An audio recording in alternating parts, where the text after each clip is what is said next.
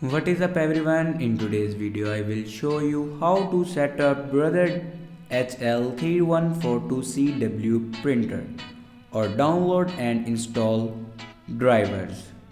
So first of all, open browser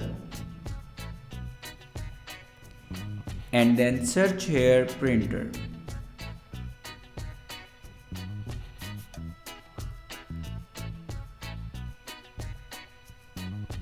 Now click on official website and here you can select a window and then click on OK.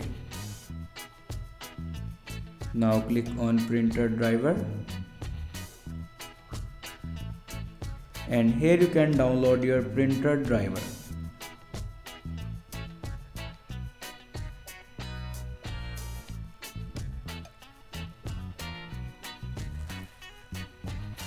After download your printer driver, then open your downloaded files and here you can install your printer driver.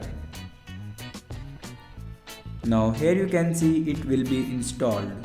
Now go back and then open settings and click on printer and drivers. Now click on add printer and then click on add manually. Now follow these steps for add your printer.